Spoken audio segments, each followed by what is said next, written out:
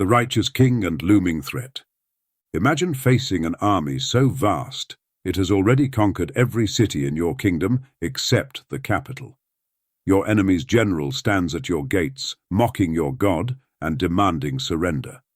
What would you do? For King Hezekiah of Judah, this nightmare became reality. His response would lead to one of the most astonishing miracles in the Bible. Hezekiah ascended to the throne at the age of 25 and reigned for 29 years in Jerusalem. Unlike his father Ahaz, Hezekiah was committed to righteousness and implemented significant religious reforms. He removed the high places, destroyed the Asherah poles, and even broke the bronze serpent that had become an object of worship. These actions demonstrated Hezekiah's unwavering trust in the Lord. However, Hezekiah's faith would soon be put to the ultimate test. The Assyrian king Sennacherib rose to power, presenting a formidable threat to Judah. Assyria's military might was overwhelming, and they captured all the fortified cities of Judah, leaving only Jerusalem standing. The odds seemed insurmountable, and Hezekiah faced a crisis that would push his trust in God to its very limits: the siege of Jerusalem. Faced with the overwhelming might of the Assyrian army, King Hezekiah's initial response revealed the depth of his desperation. In a stark departure from his earlier reforms, Hezekiah attempted to appease Sennacherib with a tribute of immense value. This act of capitulation included stripping gold from the very temple he had once purified, a decision that must have weighed heavily on his conscience. Imagine the scene as the king, his hands trembling, removed the precious metal from the holy place. The sound of gold being torn from its sacred setting echoed through the temple, a haunting reminder of the dire straits Jerusalem found itself in. This desperate measure, however, proved futile against the insatiable appetite of the Assyrian war machine. Sennacherib, unmoved by the tribute, sent his messenger, the Rabshakeh, to the gates of Jerusalem. The Rabshakeh was not merely a diplomat, but a master of psychological warfare. His words, carefully chosen and delivered with calculated cruelty, were designed to shatter the resolve of the besieged city. Standing before the walls of Jerusalem, the Rabshakeh raised his voice, speaking in Hebrew, to ensure every citizen could understand his taunts. "Do you think that mere words are strategy and power for war?" he mocked, his voice dripping with contempt. This question struck at the heart of Judah's faith, implying that their trust in God was nothing more than empty rhetoric in the face of Assyria's military prowess. The Rabshakeh's tactics were cunning. By speaking in Hebrew, he bypassed the leaders and addressed the common people directly, sowing seeds of doubt and fear among the population. His words were like poison, seeping into the minds of the defenders, challenging their faith and their loyalty to Hezekiah. As the Rabshakeh continued his tirade, the contrast between human intimidation and divine power became stark. On one side stood the visible might of Assyria, represented by a vast army and a silver-tongued messenger. On the other, the invisible presence of the God of Israel, seemingly silent in the face of these threats. The people of Jerusalem found themselves at a crossroads of faith. Would they succumb to the fear instilled by the Rabshakeh's words, or would they hold fast to their trust in the Lord? The psychological pressure was immense, with every passing moment heightening the tension within the city walls. Hezekiah, hearing the Rabshakeh's words, must have felt the weight of his people's fears pressing down upon him. The king, who had once confidently reformed the nation's worship, now faced a test that would define his reign and the fate of Jerusalem. As night fell over the besieged city, the Rabshakeh's taunts lingered in the air like a foul mist. The people of Jerusalem, huddled in their homes, pondered the choice before them: surrender to the mighty Assyrians, or trust in a God who seemed, for the moment, to have abandoned them.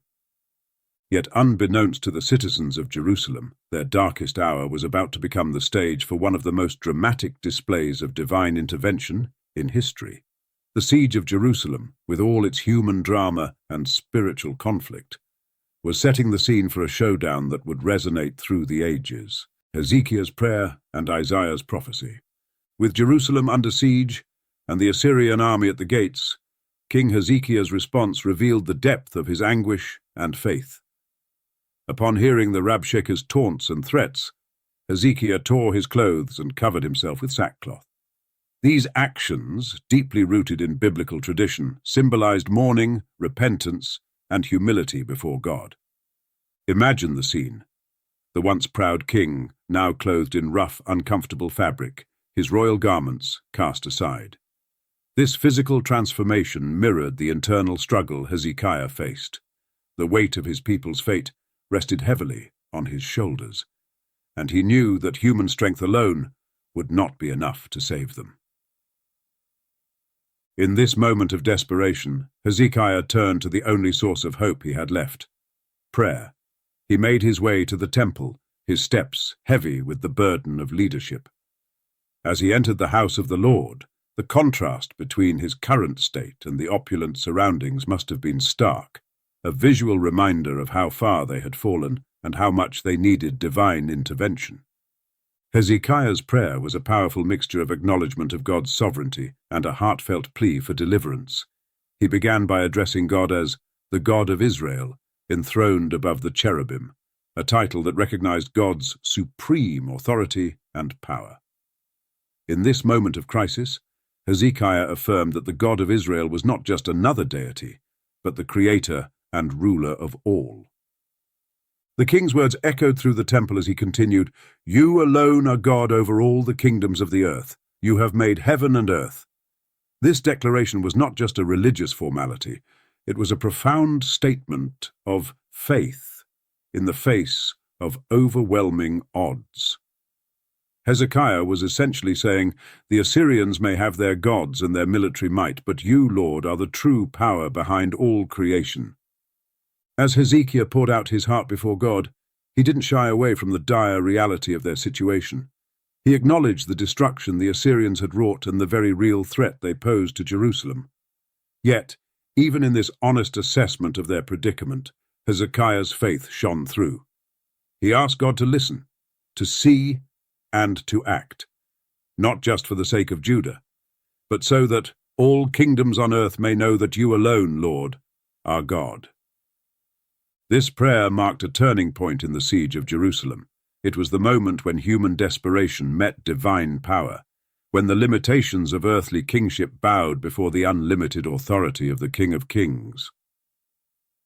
Hezekiah's prayer set the stage for one of the most dramatic displays of divine intervention in biblical history.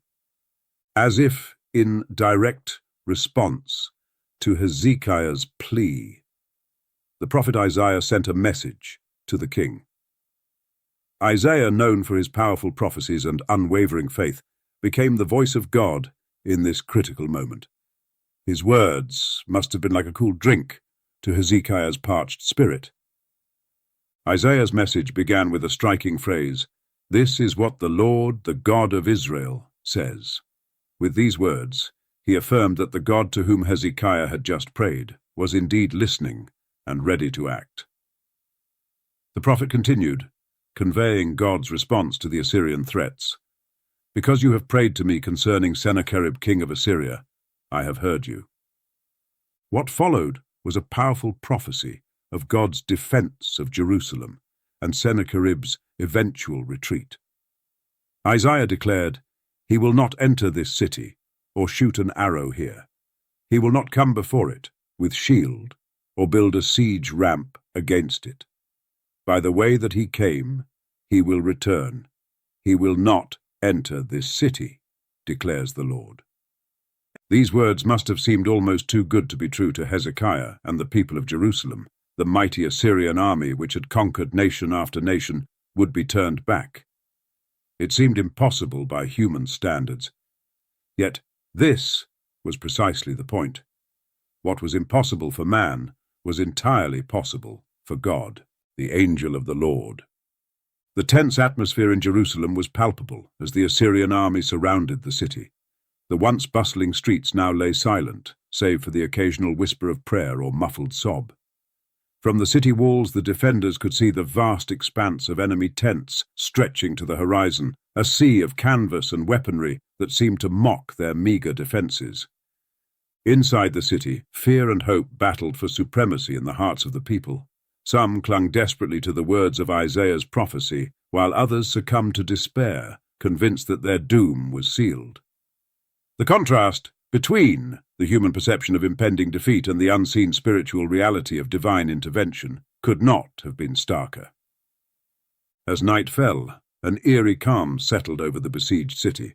The Assyrian camp buzzed with activity, soldiers sharpening their weapons and discussing plans for the imminent assault. Little did they know that this night would be their last. In the darkness, an unseen force moved through the enemy camp. The angel of the Lord, invisible to mortal eyes, carried out the divine judgment promised through Isaiah. No trumpet sounded, no battle cry was heard. Instead, a deadly silence fell over the Assyrian army. When dawn broke, a sight beyond comprehension greeted the watchmen of Jerusalem. Where once stood a mighty army poised for conquest, now lay a field of corpses. 185,000 soldiers struck down in the night, their lifeless forms a testament to the power of the God of Israel. Imagine the shock and awe that rippled through Jerusalem as the news spread. The seemingly invincible Assyrian war machine had been utterly decimated, without a single Israelite lifting a sword. The magnitude of this divine intervention was staggering, a clear and unmistakable sign that the Lord had indeed heard Hezekiah's prayer and honored his promise.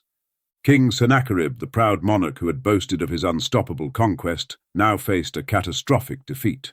With his army in ruins and his plans in shambles, he had no choice but to retreat. The once mighty king, who had sneered at the God of Israel, now fled in disgrace back to his capital, Nineveh. This dramatic turn of events fulfilled Isaiah's prophecy to the letter. The Assyrian king did not enter Jerusalem, nor did he shoot a single arrow or build a siege ramp against its walls. Instead, he returned by the way he came, just as the Lord had declared through his prophet. The miraculous deliverance of Jerusalem demonstrated God's power and faithfulness in a way that would be remembered for all time.